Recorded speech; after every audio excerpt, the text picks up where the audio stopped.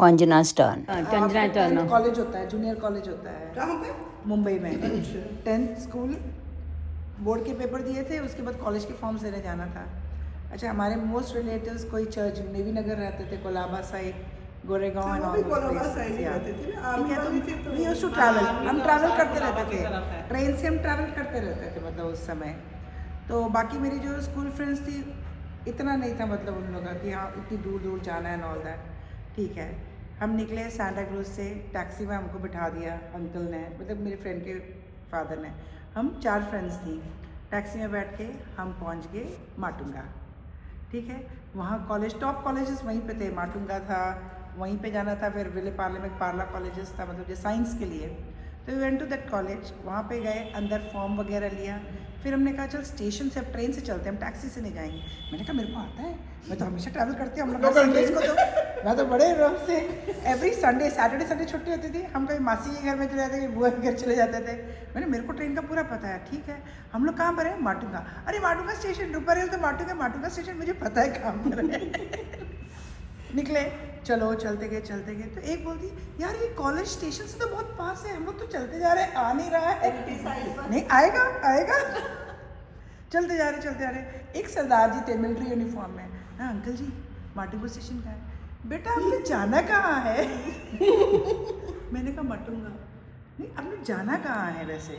मैंने कहा जाना है तो हम लोग विले पार्ले। तो बेटा ऐसे करो, दादर स्टेशन आ गया है, the next station we reach. पैदल चलते आप ना सीधे जाओगे, लेफ्ट टर्न हो जाना, आपको दादर स्टेशन, वहाँ से आप ट्रेन पकड़ लो विले पार्ले। माटुंगा के लिए आपको वापस चल के। मैं चुप रही हूँ। बच्चों इससे पहले के पिटो। मैं बड़े रोब से बोल रही, नहीं मेरे को पता है। अच्छा, उसके बाद विले पार्ले पहुँचे, वहाँ पे हम लोग चल के गए, मतलब कॉलेज पूछ के चल के गए। अब हमारे वहाँ से ना विले पार्ले से सांता क्रूज बस जाती है। अच्छा, वो भी मैंने कहा बस में ये नंबर की बस जाती है यार हमारे। तो एक बोलती हाँ ये हमारी कॉलोनी के बाहर मतलब बस होती है, मतलब 322। ठीक है, आगे बस स्टॉप पे हम बैठ गए। हम उसको बोले एयर इंडिया क्वार्टर्स, उसको हम बोले सांता क्रूज में वहीं रहते थे ना हम लोग, एयर इंडिया क्वार्टर्स। बोलते ये वहीं से बस आ रही है। We had to go to the opposite direction. वहीं से बस। मेरा भी एक बार मेरे फ्रेंड मेरे को बोलते तुम लोग आज कितना चला रहे हैं। फिर उतरे, फिर दूसरी जगह गए। वो सच्ची स्टोरी है, रियल स्टोरी है, लव स्टोरी है, क्या? पक्षी की स्टोरी है। वाह, great. मतलब जैसे ह्यूमन लाइफ में एक प्रेम की भावना या त्याग की भावना होती है, वैसे पशु पक्षियों में भी होती है।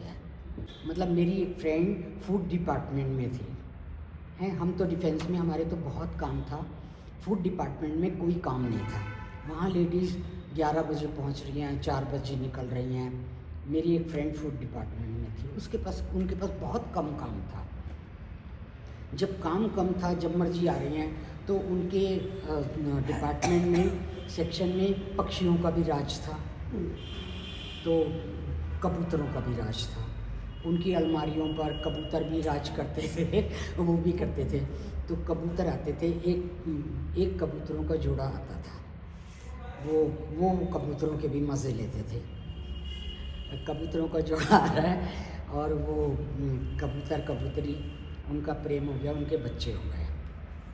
तो जब कबूतर अपने बच्चों के लिए खाना लेने जाता, कबूतरी उसको पाल रही है बच्चों को, कबूतर जब खाना लेने जाता तो एक विलेन आता था।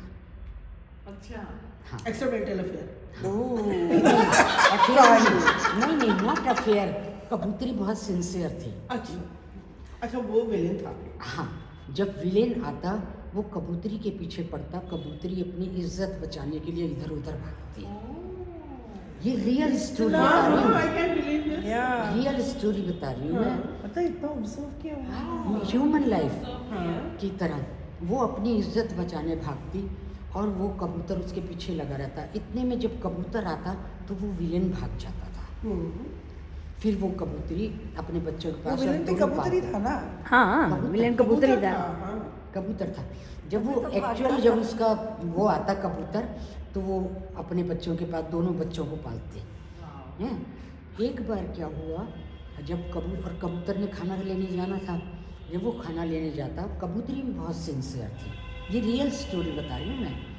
जब कबूतर आया, वो विलेन आया, वो आया, गर्मियों के दिन थे, पंखा चल रहा था, वो बेचारी अपनी इज्जत बचाने के लिए भाग रही थी और वो पंखे से टकरा गई और वो मर गई। वो मर गई। जब वो मर गई तो कबूतर इतना सिंसियर, उसने अकेले ने बच्चों को पाला। ये मतलब ये बहुत पैथेटिक है कि उसमें भी जैसे आदमी, कभी लेडी मर जाती है तो आदमी पाल लेता है, कई जगह नहीं पालते, ना, उसकी अच्छी आत्मा होगी दोनों में, तो कई जगह इसीलिए नहीं पालते, कई जगह पालते भी हैं। तो उसने, कबूतर ने उनके उस बच्चों को पाला और उसके बाद वो विलेन भाग गया। वो क्या करने आता, वो क्यों है? वो आता क्यों? हाँ, तो ये देखा है कि जैसे ह्यूमन, जैसे इंसानों में होता है वैसे ही जानवरों में भी वो फीलिंग्स होती हैं। विलेंस तो भी ये होते हैं, देखा, अच्छे लोग तो भी ये होते हैं, जानवर भी मुझे होते हैं। बहुत पसंद आई ये वाले, जब वो लेडी बताती थी कि उनके फूड डिपार्टमेंट में काम नहीं था, तो वो यही उनका यही एंटरटेनमेंट यही था। तो ये मतलब मुझे बहुत पैथेटिक, ये मुझे अभी याद आई है। Very nice. बहुत अच्छी, आज तक मैं ये स्टोरी भूली नहीं तू हूँ कर आज ले, तक ये वाली story। मेरे को कुछ नहीं याद। अरे कुछ चल। बोलिए, कैमरा उधर दीजिए, चलिए। टूर पे तो वहाँ बाटू केव्स काफ़ी फेमस है, तो वहाँ हम लोग गए और वो नीचे जाके हैं काफ़ी। लेकिन हमने एक गलती की, दूसरा एग्जिट रूट नहीं पता किया, सीधे नीचे घुस गए। जोश जोश में थे, बेटर थे हम लोग हेल्थ वाइज, तो उतर गए और काफ़ी नीचे गहरा था वो, और लाइट बहुत कम आ रही थी, नाम मात्र की लाइट थी। अब हमने सब जब विजिट कर लिया केव को पूरा, अचानक याद आया कि हमको बाहर निकलना है, लेकिन बाहर निकलने का रास्ता कहीं नहीं दिखाई दे कोई रहा। और लोग नहीं थे साथ में आपके? खोजने के बाद बड़ी मुश्किल से, लकीली हमारी किस्मत बहुत अच्छी थी, एक फैमिली मिल गई, और जिसमें एक मतलब पूरी फैमिली थी, लेडीज थी, हस्बैंड था, बच्चे भी थे। अब हम लोगों ने मिल के सारी केव छानी, तो हमको एक छोटी सी खिड़की काफ़ी हाइट के ऊपर मिली। खिड़की भी नहीं, आप ओपनिंग कह सकते हो, इतनी सी ओपनिंग थी। अब उसमें से कैसे निकलें, और कोई दूसरा रास्ता है नहीं। हमको लगा कि आज यहीं हम लोग दफन हो जाएंगे, मतलब ऐसी फीलिंग हमारे मन में आई। पर लेकिन हमने हिम्मत करने की सोची कि चलो किया जाए, और उसके ऊपर अप्रोच वो है बाटू केव्स, बाटू केव्स, नेपाल। अब वो हमने उसका पहुंचने का रास्ता क्या है, उसके ऊपर चट्टान थी लगी हुई, जो कम से कम 4-5 फीट हाइट की थी। अब पुल करके उसके ऊपर पहुंचना है, उसके बाद फिर आपको अंदर पुश करके बाहर निकलना है। तो एग्जिट क्या वही था? बस वही एग्जिट, और कहीं एग्जिट हमको कोई नहीं, गाइड कोई कुछ नहीं, कैसे निकलते हैं बाहर? और कुछ पता नहीं, हमको नहीं पता, हम अपना एक्सपीरियंस बता। भटक गया हो गया तो भटक गए होंगे। हाँ, अब कैसे जाए मुझे तो समझ नहीं, ऊपर लिफ्ट कैसे करें फिर। लेकिन वो पहले हस्बैंड निकला, लेडी मेरे से डबल थी। हिम्मत करके मैंने उस लेडी को देखा, वो ऊपर भी चढ़ गई और उस छोटे से एग्जिट में से पुश कर करके निकल गई बाहर। अधकुमारी की तरह। हाँ, अब जैसे माता वैष्णो का अधकुमारी का है, उसमें डर लगता है, लेकिन वो वाकई में एग्जिट पर था कि जहाँ से निकल रहे थे? वो हमको नहीं पता। ये पता ही नहीं कि वो एग्जिट था कि नहीं था, या कहीं और से तो एग्जिट। आप निकले वो फिर वहाँ से? औरत निकली, उसको देख के फिर मुझे हिम्मत आई, लेकिन मेरे लिए ऊपर चढ़ना मुश्किल हो रहा था क्योंकि मेरी हाइट छोटी है। फिर शर्मन साहब ने मुझे कैसे करके ऊपर लिफ्ट करके चढ़ाया और धीरे धीरे धीरे मैं भी निकल गई। जब सारे लोग हम लोग बाहर आ गए तो हमारी जान में जान आई, सही बात। और हमको लगा हम बच गए। मतलब ये तो exit- लग रहा हाँ। था कि वो जिंदगी का शायद आखिरी आप अंदर गए और बाहर निकलने का पता ही नहीं चला। चांस की बात है, हम लोग ध्यान नहीं दिया था, वो गाइड हाँ, कोई सस्पेंस नहीं। स्टार्ट। हाय, सबका बहुत अच्छा एक्सपीरियंसेस सुन के, नीलम दी की स्टोरी, सुमन दी की स्टोरी, आपका कबूतर वाली कहानी, अंजना का एक्सपीरियंस, रजनी जी की एक्सपीरियंस है, मिसेस शर्मन का, सबका सुन के मतलब ऐसा लगता है कि कहानियाँ हमारी ज़िंदगी में डेली होती हैं, रोज़मर्रा की ज़िंदगी में होती हैं। हम बस उसको समझ नहीं पाते हैं, इतना बिजी रहते हैं हम अपनी डे टू डे लाइफ में कि हम उसी को फिर जब हम कभी सोचने की, जब हम कुछ ऐसा प्लान करते हैं कि हम बैठे हम डिस्कस करें, तब हम उन एक्सपीरियंसेस को वैसे तो हम सोचते हैं किस मुसीबत में फंसे हैं, हम डेली ऐसा सोचते हैं, लेकिन जब हम इसको लेते हैं तो हम उन्हीं चीज़ों को इंजॉय करते हैं उन मोमेंट्स को, चाहे वो टफ मोमेंट्स रहे, बाद में हम उनको हंसते हैं सुन के। तो बस इसी चीज़ के साथ मैं थोड़ा सा कुछ अपना भी शेयर करती हूँ। मेरी कहानी का शीर्षक है मैं और मेरी कविताएं।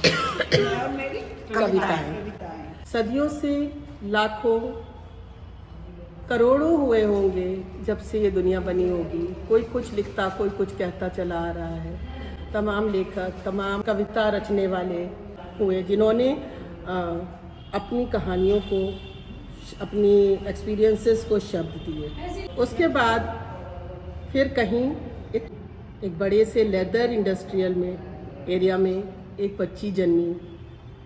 उसके माँ बाप ने उसका नाम चमेली रखा।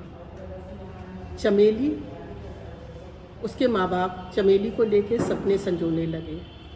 उसके भविष्य के सपने, बहुत सारे बड़े बड़े सपने लेकर कहीं ना कहीं वो सपने सोचते कि उसकी बच्ची भी देखे चमेली। लेकिन चमेली अपनी दुनिया में मगन, मस्त अटखेलियाँ करती हुई लहलहाती वादियों में चिड़ियों के साथ, पक्षियों के साथ, कीड़े मकोड़ों के साथ खेलती हुई बड़ी होती गई।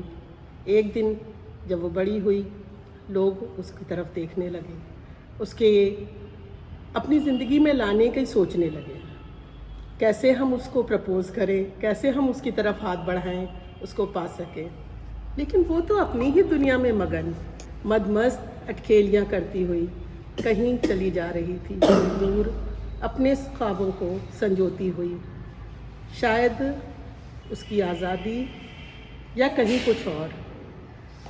चमेली जो थी वो खुशबू महकाती थी, जा रही थी। फिर एक दिन उसके माता पिता ने उसकी शादी करी, चली गई दुनिया में, ऐसी दुनिया में जहाँ उसने कुछ सोचा नहीं था, कुछ समझा नहीं था। उसने तो कभी कुछ जाना ही नहीं था। फिर वो एक दिन परेशान, उसने सोचा क्या करूं।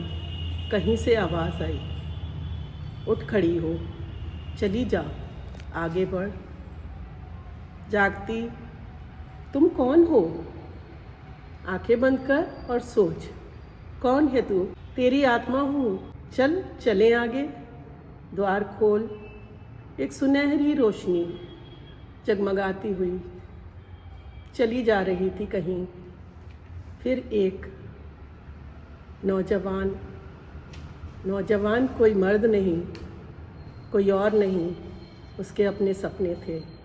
जब उस द्वार को बाहर कदम रखा, जगमगाती रोशनी में उसके अपने सपने, उसकी आज़ादी उसको हासिल हुई। यही है हर स्त्री का स्वरूप।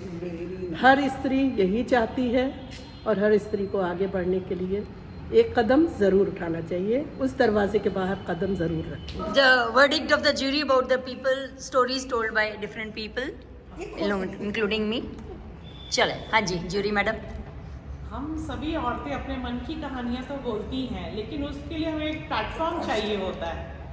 प्लेटफॉर्म मिले तो अंदर की जितनी, कुछ कहते हैं हमें याद नहीं है, कुछ कहते हैं कि मैं वो सुनाऊंगा, ये प्रिपेयर करके जाऊँगा, लेकिन जब वो मोमेंट आता है ना, औरों की कहानियाँ सुन के अपने अपने एक्सपीरियंस सबके रिवाइव हो जाते हैं। करेक्ट। और हम घर से ये डिसाइड करके आते हैं कि नहीं, बेस्ट कौन होगा, एक गिफ्ट लेके जाना है, 2 गिफ्ट लेके जाना है। लेकिन मुझे लगता है हम औरतें जो है ना, गिफ्ट की मोहताज नहीं है। बस हम बैठ के अपनी फीलिंग शेयर करें, अपने एक्सपीरियंस शेयर करें, आपस में टाइम शेयर करें। I think that's the bestest gift we can ever give to ourself. Yes. Everyone agrees to that, right? Say yes. Yes. Once in a month हमने ये moment जो है वो शेयर करना चाहिए। बिल्कुल। इससे मन भी हल्का हो जाता है, and we always look forward कि अब वो दिन आ रहा है आपस में मिलने। बट मुझे गर्ग आंटी की वो बहुत अच्छी लगी। ऑब्जर्वेशन जबरदस्त। Observation was excellent. अभी याद आई कितना कंटिन्यूअस दे मस्ट बी। इतना ऑब्जर्विंग था पक्षियों के बारे में, पक्षियों के बारे में, उनको फील करना। कभी हमने सोचा नहीं था कि उनके बीच में ये सब। वैसे ध्यान से देखिए, गौर से देखिए, गौर से देखिए। इस नीले से गिफ्ट रैपर में से क्या निकल रहा है। Wow ton-ton-ton. Beautiful thing background music बाहर निकालो इसको, डब्बे में से बाहर निकालो। डब्बे से निकालिए बाहर से। कैंडल स्टैंड ना? नहीं नहीं नहीं नहीं नहीं, पूजा पूजा वाला है पूजा पूजा के लिए। अच्छा, एक में से वो होगा आरती हुई। उनको भी दे दो beautiful, lovely thank you so much आगे लाओ आगे लाओ। बहुत खूबसूरत है। बहुत बढ़िया। पूरा है तंबोला। बीपी 1010 1111 1212 हो गया ना, ये है हमारी खजांची अंजना और मिसेस सुषमा शर्मन। अब मेरा और यास्मीन का रहता है। मुनीम जी लोग पैसे का हिसाब किताब करते हुए 50 का नोट मिल गया I am so glad so happy खुशी इनकी बयान कर रही है कि अंदर से बता नहीं सकती। और आज तो इन्होंने उसमें गेम में भी जीता है, विनर रही हैं ये। आज की सुष्मिता सेन है हमारी, ये मिसेस सुषमा शर्मन नहीं, अंजना थी। तंबोला की सबसे बड़ी विनर मिसेस सुमन वर्मा और खजाने को संभालती हुई happy birthday to you once again.